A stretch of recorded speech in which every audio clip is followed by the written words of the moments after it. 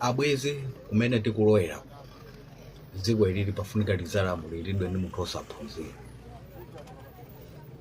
Kumene tikupita ku dziko ilili kuti lizalongosoka lifunika lizalamulilidwe ndi munthu amene sadapite ku school. Ali mukuyankhula bwanji abwezi? Mveserani. Jomo zimene akupanga ku Blantyre zikuposa mizinda yonse ya Malawi. Ndi meya yekhayo amene amatengedwa kuti ngosaphunzira, ngopanda nzeru, potenga ndi mameya a mizinda yonse Lilongwe, Kayanzuzu, Zomba, Mangochi. Ndi meya yekhayo amene amaoneka zoti school sadapite napatali. Koma munyamuke panopa abwezi mupite kulimbi, mukaone limbi mmene wayikonzera. Jomo osaphunzira, alibe harassment, ndiye munyamuke pite ku Blantyre mukaone mmene kukuonekera panopa. Ndiye inu nomwenso munyamuke bwere kuno ku Lilongwe, munyamuke pite ku Nzuzu, musiyabisa. Jomo akugwira ntchito. Andi ngati sasintha zimene akuchita, abwezi akhoza mangobwenjezabe umeyawo, akhoza mangobwenjezabe chifukwa anthu akumukonda potenga ndi zimene akuchita pa ground. Vuto limene lili ndi anthu ophunzira amene ndi mapepala. Mapepala ndi amene amagwira ntchito, iyo osagwira ntchito, ndi limene lili pali vuto lalikulu. Anthu ophunzira amaziva kwambiri matukutuku, amangotuma anthu akapanganiza kuti anthu aja amabwera ndi malipoti oti bwana zija zitakapanga. Iye ali mu ofesi nenga sapita nawo pa ground. Pamene Jomo akukwanisa kunyamuka kupita nkuwakusa mavenda onse ndi kukhala nawo pansi. Guys, ndikuganiza chita panga zakuti anthu aja ndivomerezani. Pa ground mumaoneka zoti ntchito ikugwirika. Alibe nthawi adakambake kuti alibe nthawi yokhala mu ofesi nkumasolesa makapu ndi makhofi. Alibe nthawi imene, ali ndi nthawi yogwira ntchito pa ground. Zimene zozo atakhala president abwezi zinthu zikhoza kulongosoka chifukwa azipita akaone pa ground kuti kodi anthu akuvutika bwanji, shuga wakwera chonchi. Zija nkapanga bakili zija, bakili tu ankaenda ankazuka bakili kuwa mu Shoprite, anthu akamazizimuka zoti anabwera ndi bakili uja too late. Mandi kuja mangova zoti zinthu zisike, ankaenda bakili kungozuka basi ukampeza iyi ungova zoti anali mu Shoprite wauza anthu atengeza kuti zakuti mara kepopita umapeza zinthu zasika. Tazionapo ife ni maso athu osati zongomva. Ndi zimene so zikufunika panopa ndi mmene zikulafikira panopa. Kumazuka kumakaona pa ground kuti pali bwanji, osati kumangomvayi. Mameya Jomo mufunika muzichepese, mameya aphungu muzichepese, mupite kwa Jomo akakuuze nimene akugwirira ntchito yake. Akakuuze nimene akugwirira ntchito yake. Ine ndampasa ulemu.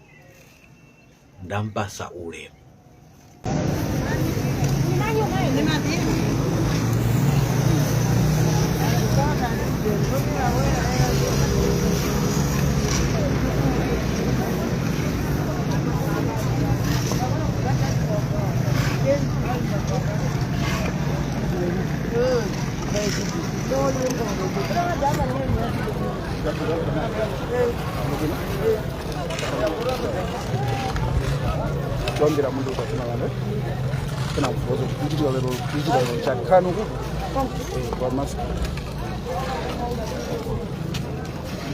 ndikuti kuno ndiku midima kapoti kuti Blantyre kulembe. Alright, lero chuchitika lichani? lero tikusesa musemu kamba wokuti musemu unanyasa kwambiri, then nangokwiza kuti ndikakhozeni kuti kulimbi muno mkhale mokongola. Akukutsogolera ntchito imene ndi ndani? Akutisogolera nda Jomo amene ali ameya a Blantyre amene akutisogolera kuti tikoze musemu. kodi zikuchitika lero zimbuyo muzimachitika sizimachitika zangamba kumene alowa ameya atu utsogolero wawo ndi motani sofa panopa usogolero wabwino pake zimzambiza sintha zinthu mene sizimachitika mbuyo panopa zikutani zikuchitika akuyenda ndi achinyamata ngati ifeyo kuthandizana kugwira ntchito so lero mugwira ntchito musasantani monsewu tisesa mpaka nakomwe kotunda simutawa ube kutawa tigwira mpaka timaliza ulele ndalama hayi ulele zina nunda zinangani molindi mwachokera kuliko mwachokera ku soji tokwaza kwambiri gwira ntchito zikomo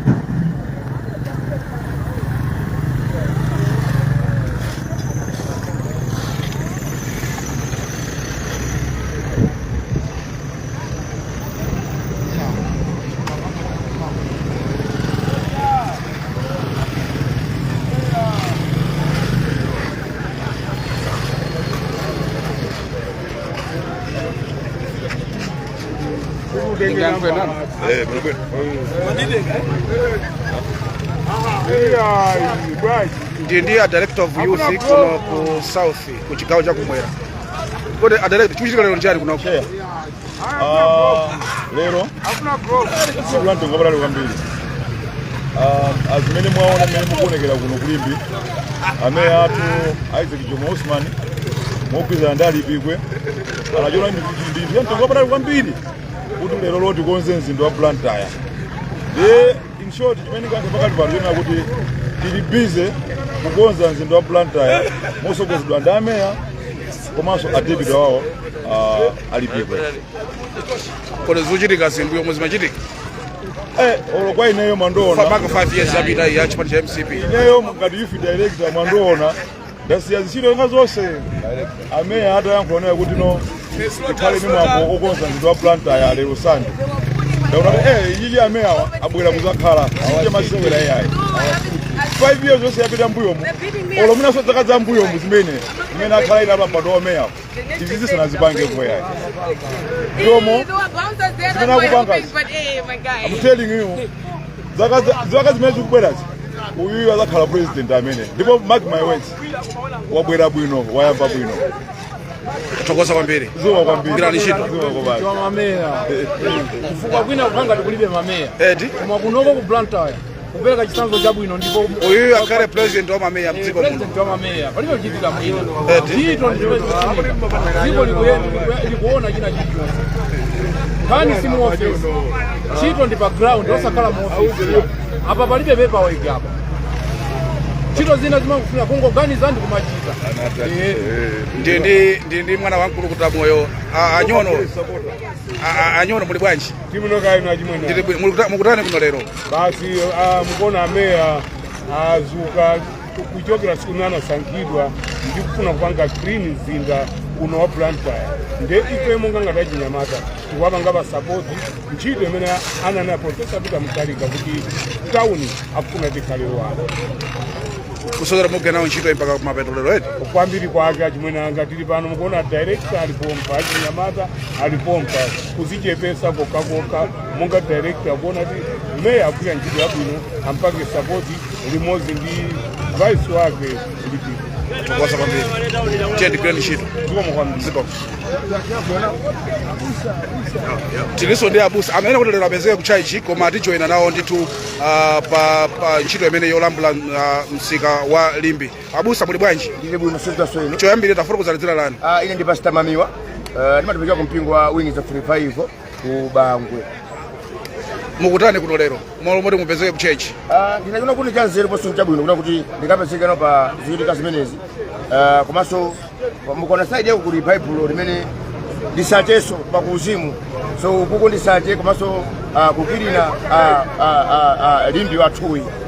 Nditori so ndinachona kuti chanzero kuna kuti ndikapezeke mu ziwitika zimenezi chifukwa ambire malo sandale nkhani ngati zizi izi ndi kilini sizandale ya aliyense akhoza kupanga adi azungu amabwera kuno ku Malawi sabwera ku GDP amatabwera kupita ku Malawi so akampeza Malawi ali wa kilini ndekuti home Africa manedoja akhala kuti ndi weniwenidi mwachidule ndi udindo wa munthu wina aliyense kutenga nawo gawo pa ntchito iyi ntchito ndi udindo ndipo ndipeze kumwayi kuti mashehe mabishop ansembe kuna kuti teni tisandulalikira mthenga wa Mulungu tiyauze so anthu ubwino kosamalira tauni yathu kuti tauni yathu ikhale ya kilini nditodi tathokoza kwambiri ambe udalise zikomo zikomo chedi gwirani ntchito zikomo